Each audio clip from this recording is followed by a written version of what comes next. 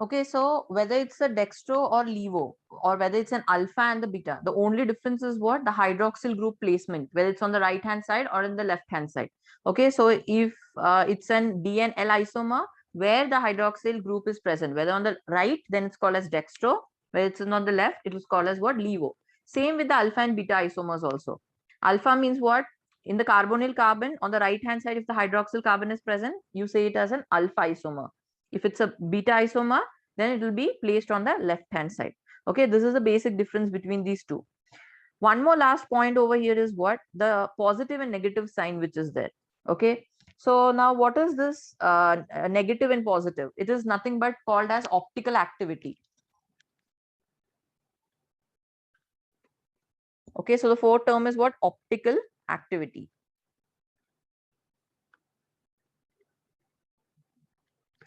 So optical activity is nothing but that particular compound's ability to rotate in a plane, polarized light, is called as what? Optical activity.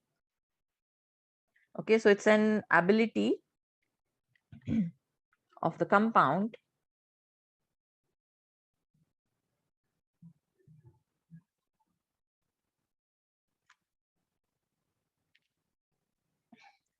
to rotate plane polarized light either to the right side or left. Okay, so whatever this D is there, you can also call it as positive, and L, which is negative. Okay, earlier which the term I used, dextro-rotatory, levo-rotatory. It is nothing but depending upon its optical activity, means the ability of that particular compound to rotate the plane polarized light, whether on the right side or the left side. It's called as what? Either dextro-rotatory or the levo-rotatory. So if it's a D, that is dextro or positive, then that plane polarized light will rotate towards what? Right side. And if it's a levo-rotatory, it rotates towards the left.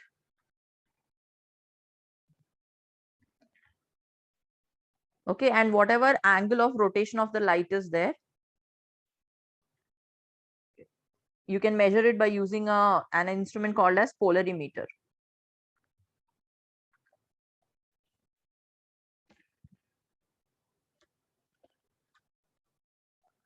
Okay, so these are what some of the important terms when we are considering any kind of monosaccharides.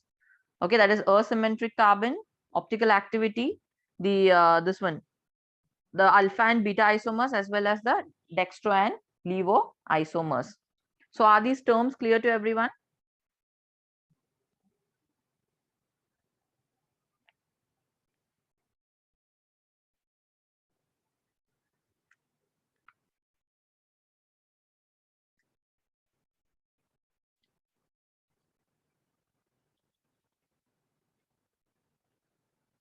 Now fructose is basically called as a fruit sugar.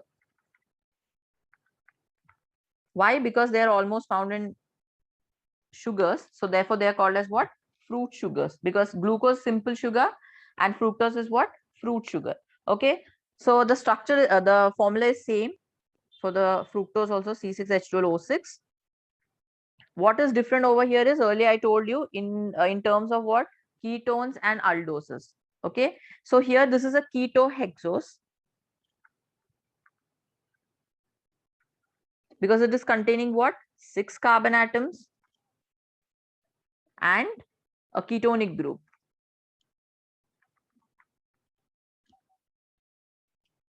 So basically, if you see the structure,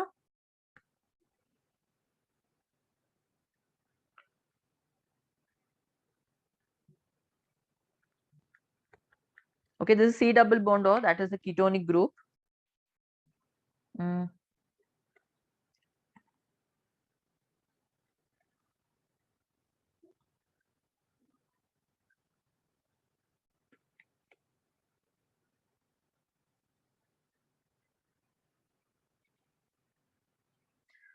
Okay, so this is what the open chain structure of the fructose. And if you want to convert this in a cyclic form,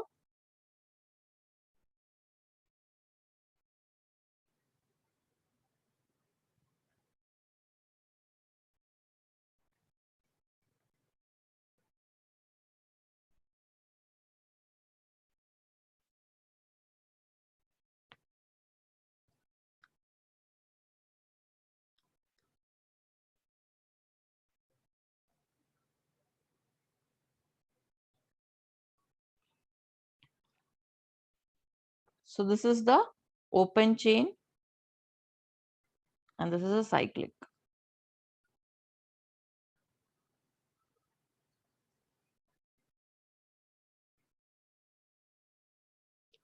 Structure of the fructose.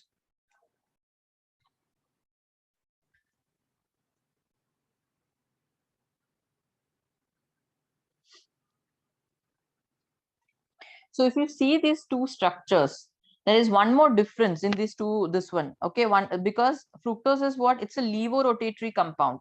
Why it's levorotatory compound? Because the OH which is there on the left hand side, you will find it is present. Correct? So therefore it's a levorotatory compound.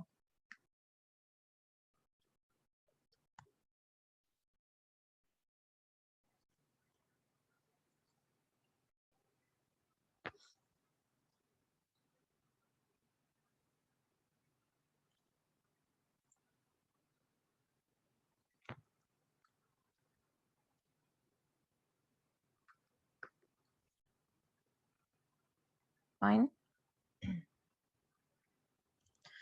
Okay, then the next one is mutarotation. Okay, there's a term which is called as mutarotation. Now, what is this mutarotation? Okay, mutarotation is nothing but it's a change in the rotation. Now, as you know that these are monosaccharides, so they are optically active sugars. So in this optically active sugars, there will be change in the rotation. Okay, whenever they are present in the solution, right? So there will be change in the rotation. So that thing is only called as what? Mutarotation. I'll just write it down. Okay, mutarotation is nothing but the change in rotation of an optically active sugar in solution with respect to time.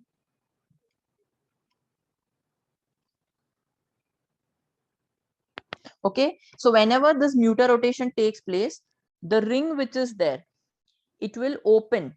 Okay, and then again it will close itself so that whatever the rotation is there, that will happen.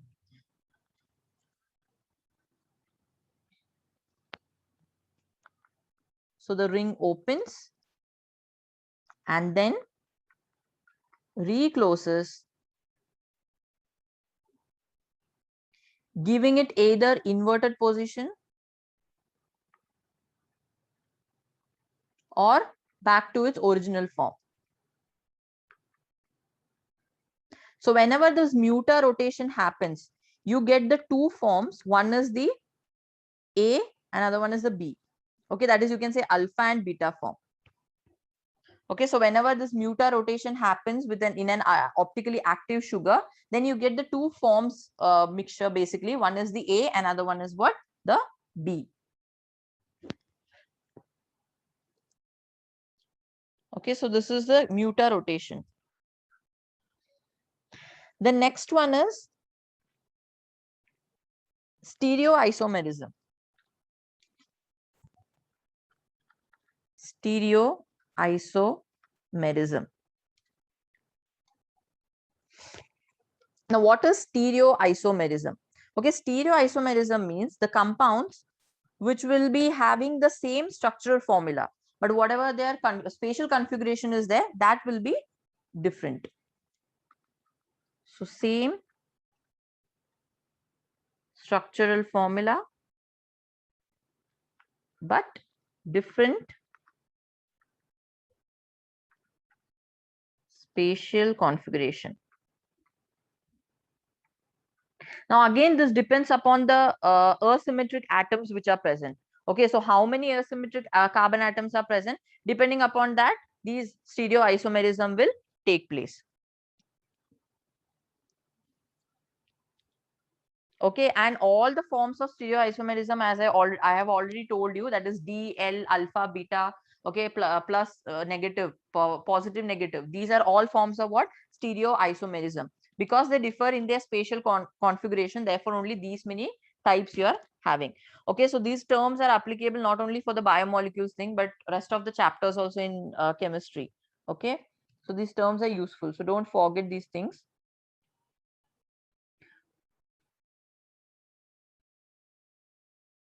Okay, so this is all about the carbohydrates. Fine. So is the carbohydrates clear to everyone?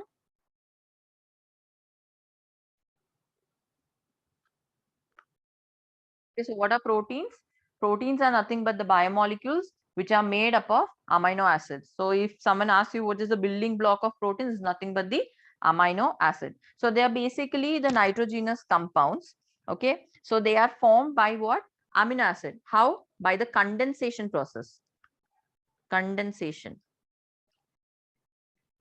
of amino acids. So all the amino acids, they come together, okay, depending upon what type of proteins are to be made, and they will make up a chain. And that particular chain is termed to be certain kind of proteins, whatever it may be. Okay, so basically there are 20 different amino acids.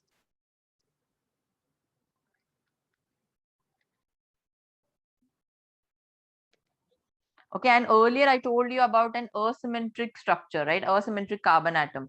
So this proteins, okay, that is the amino acid structure. If you'll see, it is an asymmetric one, because I'll just draw the basic structure.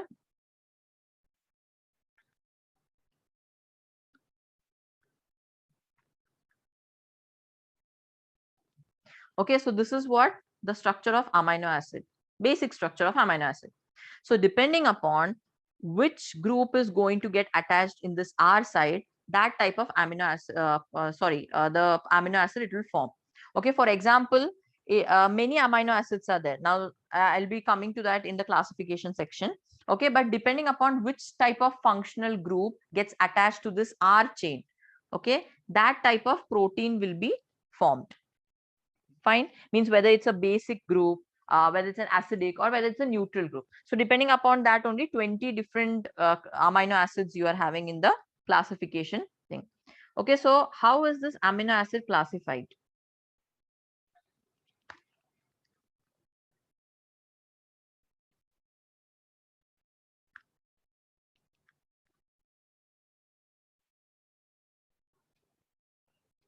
So they are classified on the basis of, again, two things.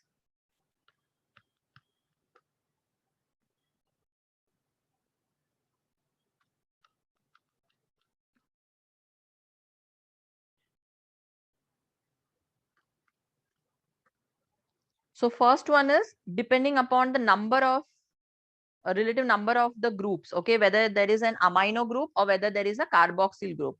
So first classification will be depending upon the number of amino or carboxyl group. So amino means what? NH2. And carboxyl means COOH. Okay, so depending upon which group it is having, whether it's having a carboxyl group, whether it's having amino group, or whether it's having both. Okay, this is the one sort of classification. Second is on the basis of synthesis.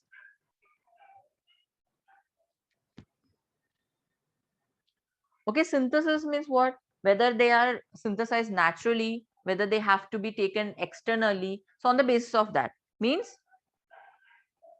essential and non-essential. Okay,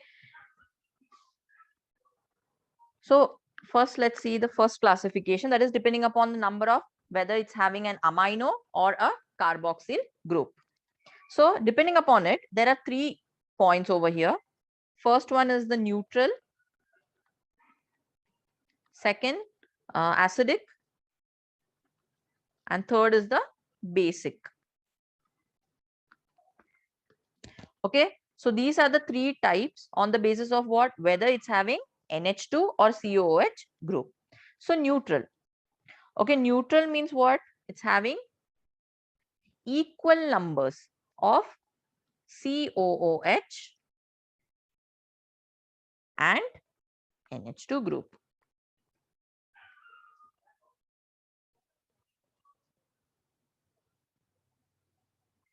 Acidic. Acidic means what? COH will be greater than NH2. And basic means less.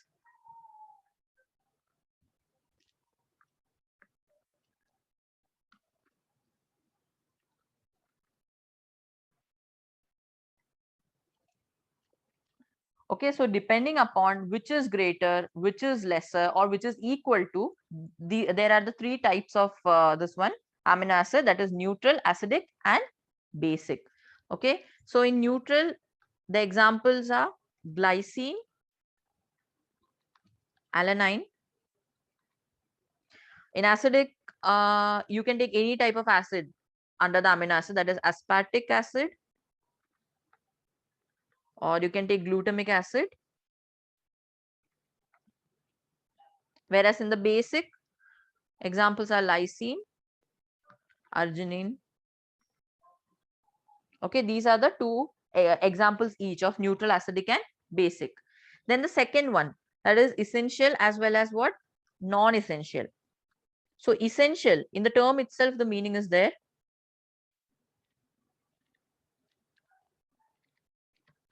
Essential amino acid means what? They are not synthesized in our body. Therefore, they are essential to be taken. Okay, so essential amino acid means they cannot be synthesized in the body. So if they can't be synthesized in the body, what you should do is you should obtain it through your diet.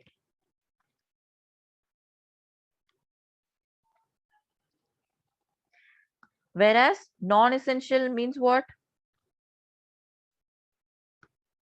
It is synthesized in your body. So can be synthesized.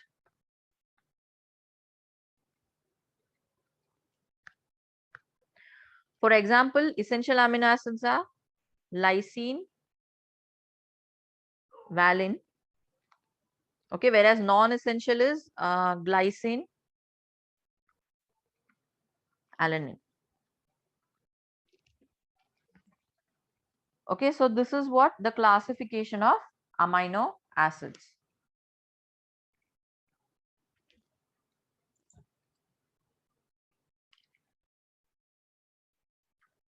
So is it clear to everyone?